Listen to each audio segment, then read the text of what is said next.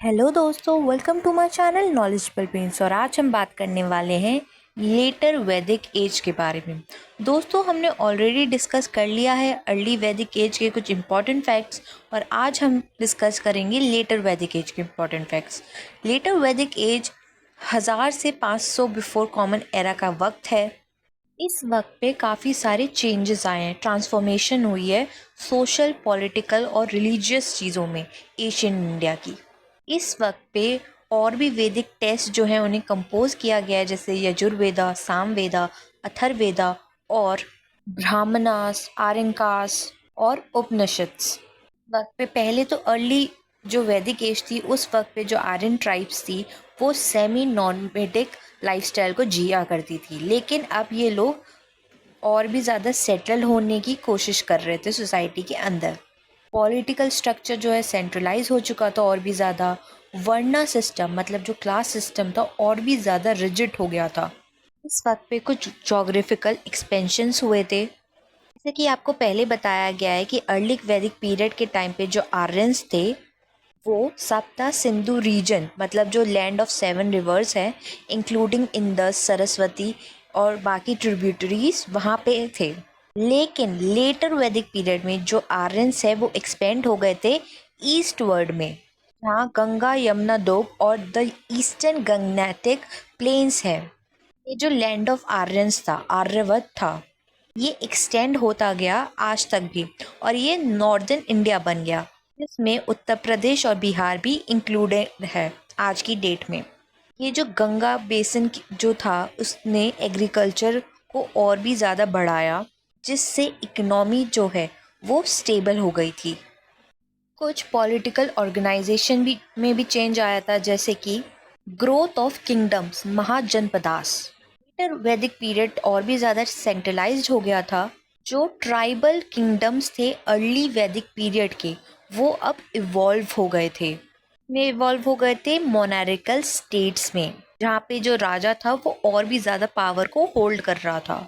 जैसा कि आपने पढ़ा था कि अर्ली वैदिक एज में जो राजा हुआ करता था वो सभा और समिति से, मतलब कि असेंबली में जो एल्डर्स थे, जो जनरल लोग थे, उन लोगों से कुछ एडवाइस लिया करता था। लेकिन लेटर वैदिक पीरियड में उस चीज़ का इन्फ्लुएंस जो है राजा के ऊपर से ख़त्म होता गया था, और जो सारे डिसीजंस होते थे वो सिर्फ राजा के होते थे, जिसकी वजह से राजा और भी ज़्यादा पावरफुल और स्ट्रांग बन गया था।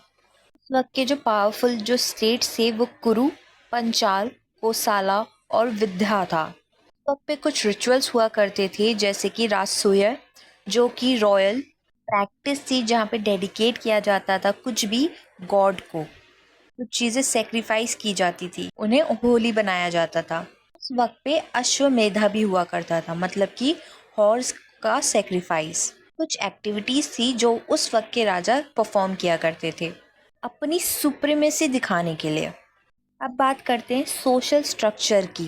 अर्ली वैदिक एज में वर्ना सिस्टम था, क्लास सिस्टम था, लेकिन वो इतना ज़्यादा रिजिड नहीं था। लेकिन लेटर में वो और भी ज़्यादा रिजिड हो गया। उस वक्त पे जब लेटर वैदिक पीरियड में क्या हुआ कि अगर कोई एक वर्ना मतलब एक क्लास का दूसरी क्लास में शादी नहीं कर सकता था, इस चीज़ को मान्यता नहीं दी गई थी। अर्ली वैदिक एज में वुमेन को एक अच्छा खासा स्टेटस दे रखा था, वो एजुकेटेड भी थी, उनका स्वयंवर भी हुआ करता था। लेकिन लेटर वैदिक पीरियड में वुमेन के जो राइट्स थे प्रॉपर्टी को लेकर, पार्टिसिपेशन को लेकर, वो सारे रिड्यूस हो गए थे। और तो और उस वक्त पे सती प्रथा भी स्टार्ट हो गई थी, मतलब कि जब वुमेन का जो हस्बैंड है वो मर जाता है तो औरत को भी उसके साथ ही जला दिया जाता है। तो सती प्रथा भी स्टार्ट हो गई थी। चाइल्ड मैरिज जो है वो होनी स्टार्ट हो गई थी। अब औरतों का सिर्फ एक ही रोल जो था, डोमेस्टिक रोल, वो ही था। कुछ वुमेन जो है जैसे गार्गी और मैत्री, वो लोग मेंशन हैं कुछ फिलोसफिकल डिबेट्स में भी।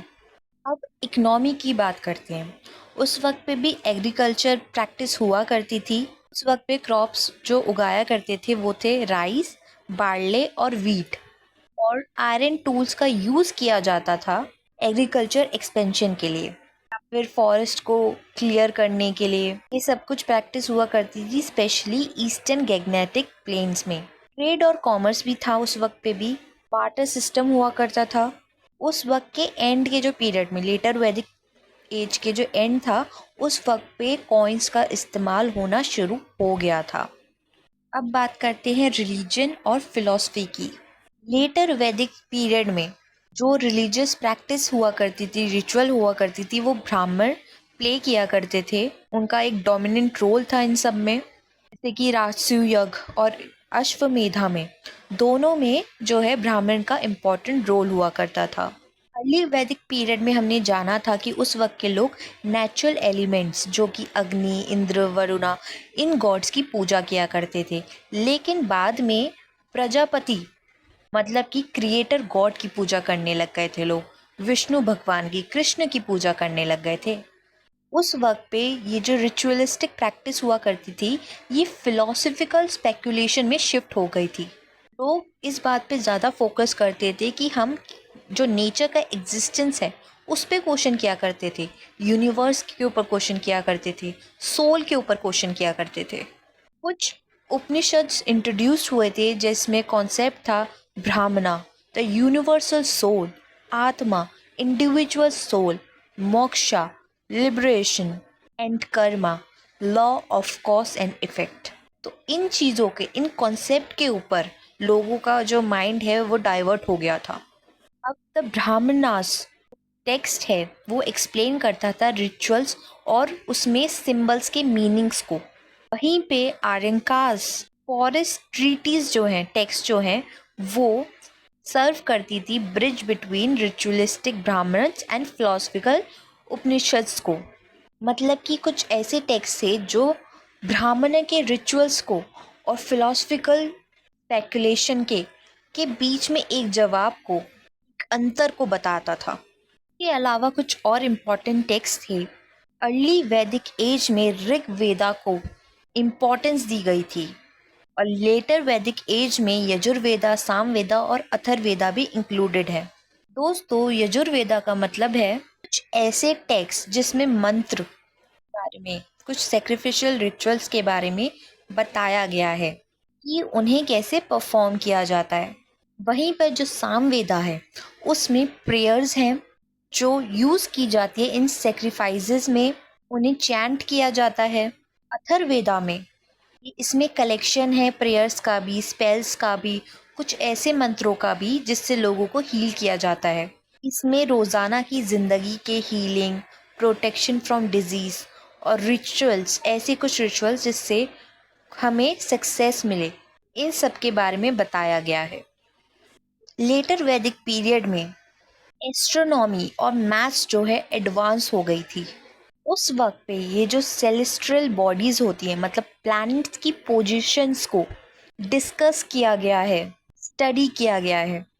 नेचर वर्ल्ड, मेडिसन, मेट्रोलॉजी, इन सब को इम्प्रूव किया गया है। कुछ नॉलेज जो है वो रिलीजियस प्रैक्टिस से अभी तक बंधी हुई थी, लेकिन लोग फिर भी काफ़ी ज़्यादा एडवांस हो गए थे क्योंकि वो लोग प्लैनेट्स की पोजीशंस के बारे में, मैथ्स के बारे में, मेडिसिन के बारे में और दुनिया के बारे में जानने के इच्छुक थे।